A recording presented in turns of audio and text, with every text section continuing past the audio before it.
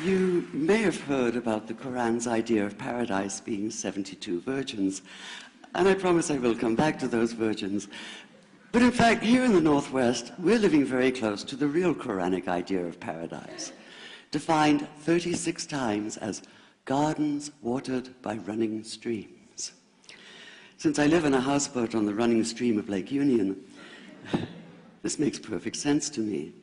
But the thing is, how come it's news to most people? I know many well-intentioned non-Muslims who've begun reading the Quran but given up, disconcerted by its otherness. The historian Thomas Carlyle considered Muhammad one of the world's greatest heroes, yet even he called the Quran as toilsome reading as I ever undertook, a wearisome, confused jumble. Part of the problem, I think, is that we imagine that the Quran can be read as we usually read a book, as though we can curl up with it on a rainy afternoon with a bowl of popcorn within reach, as though God, and the Quran is entirely in the voice of God speaking to Muhammad, were just another author on the bestseller list. Yet the fact that so few people do actually read the Quran is precisely why it's so easy to quote. That is, to misquote. Phrases and snippets taken out of context in what I call the highlighter version, which is the one favored by both Muslim fundamentalists and anti-Muslim Islamophobes. So this past spring, as I was gearing up to begin writing a biography of Muhammad, I realized I needed to read the Quran properly as I could, that is. My Arabic's reduced by now to wielding a dictionary, so I took 4 well-known translations and decided to read them side by side, verse by verse, along with a transliteration and the original 7th century Arabic. Now, I did have an advantage. My last book was about the story behind the Shia-Sunni split, and for that I'd worked closely with the earliest Islamic histories, so I knew the events to which the Quran constantly refers, its frame of reference. I knew enough, that is, to know that I'd be a tourist in the Quran, an informed one, an experienced one even, but still an outsider, an agnostic Jew reading someone else's holy book. So I read slowly. I'd set aside 3 weeks for this project, and that, I think, is what is meant by hubris, because it turned out to be 3 months.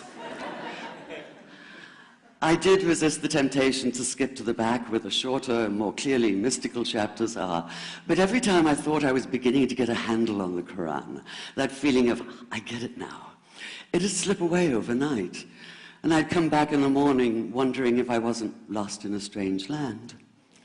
And yet the terrain was very familiar. The Quran declares that it comes to renew the message of the Torah and the Gospels, so 1/3 of it reprises the stories of biblical figures like Abraham, Moses, Joseph, Mary, Jesus. God himself was utterly familiar from his earlier manifestation as Yahweh, jealously insisting on no other gods. The presence of camels, mountains, desert wells and springs took me back to the year I spent wandering the Sinai desert. And then there was the language, the rhythmic cadence of it, reminding me of evenings spent listening to Bedouin elders recite hours-long narrative poems entirely from memory. And I began to grasp why it said that the Quran is really the Quran, only in Arabic.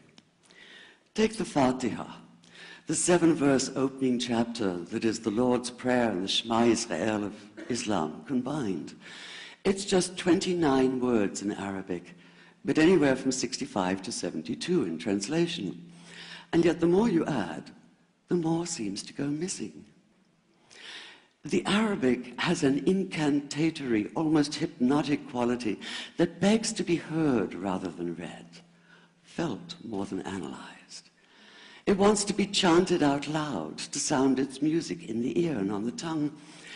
So the Quran in English is a kind of shadow of itself, or as Arthur Arbery called his version, an interpretation. But all is not lost in translation. As the Quran promises, patience is rewarded, and there are many surprises. A degree of environmental awareness, for instance, and of humans as mere stewards of God's creation, unmatched in the Bible. And where the Bible is addressed exclusively to men, using the second and third person masculine, the Quran includes women, talking, for instance, of believing men and believing women, honorable men and honorable women. Or take the infamous verse about killing the unbelievers. Yes, it does say that, but in a very specific context. The anticipated conquest of the sanctuary city of Mecca, where fighting was usually forbidden. And the permission comes hedged about with qualifiers. Not you must kill unbelievers in Mecca, but you are allowed to, but only after a grace period is over. And only if there's no other pact in place. And only if they try to stop you getting to the Kaaba. And only if they attack you first. And even then, God is merciful, forgiveness is supreme, and so, essentially, better if you don't. This was perhaps the biggest surprise. How flexible the Quran is, at least in minds that are not fundamentally inflexible. Some of these verses are definite in meaning, it says, and others are ambiguous. The perverse at heart will seek out the ambiguities, trying to create discord by pinning down meanings of their own. Only God knows the true meaning. The phrase, God is subtle, appears again and again. And indeed, the whole of the Quran is far more subtle than most of us have been led to believe, as in, for instance, that little matter of virgins and paradise. Old-fashioned Orientalism comes into play here. The word used 4 times is huris, rendered as dark-eyed maidens with swelling breasts, or as fair, high-bosomed virgins. Yet all there is in the original Arabic is that one word, huris. Not a swelling breast or high bosom in sight. Now, this may be a way of saying pure beings, like in angels, or it may be like the Greek kos, or kore, an eternal youth. But the truth is, nobody really knows, and that's the point.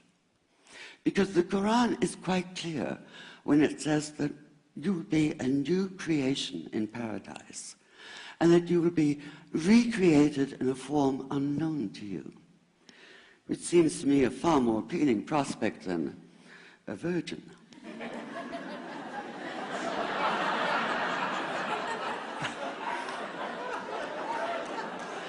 And that number 72 never appears. There are no 72 virgins in the Quran. That idea only came into being 300 years later, and most Islamic scholars see it as the equivalent of people with wings sitting on clouds and strumming harps. Paradise is quite the opposite. It's not virginity, it's fecundity, it's plenty, it's gardens watered by running streams.